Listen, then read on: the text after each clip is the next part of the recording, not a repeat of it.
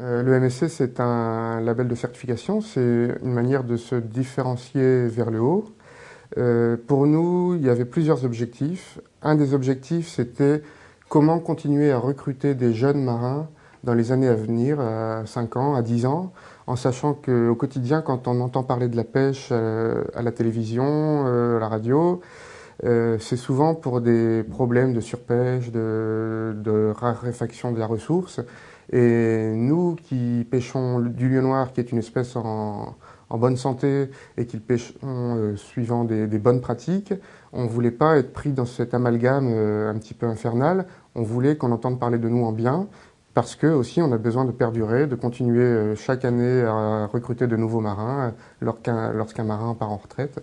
Donc c'était vraiment pour, au début, s'assurer une certaine stabilité dans le temps. Après, tout l'aspect marché, essayer de gagner des parts de marché, de vendre plus cher notre production, c'était un souci beaucoup moins immédiat, parce que déjà, il y avait une grosse inconnue pour ça.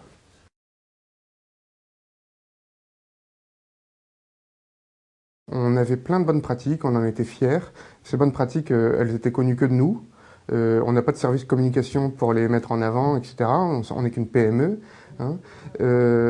Par contre, le fait de faire venir des auditeurs, des scientifiques indépendants, des experts pendant plus d'un an qui ont travaillé avec nous, qui nous ont posé des questions, ça nous a permis d'un peu structurer ces bonnes pratiques, de les mettre en forme, de les recenser, de les connaître, pour après aussi mieux communiquer un petit peu nous-mêmes, mais aussi toujours créer un souci de progression, parce que le MSC, c'est pas figé, on ne prend pas une photo et puis à partir du moment où vous êtes certifié, plus rien ne bouge. Au contraire, le MSC, c'est un petit peu motivant parce qu'on vous demande toujours de remplir des conditions, et si les conditions sont atteintes, à un moment, on vient voir l'année suivante si elles sont toujours bien respectées.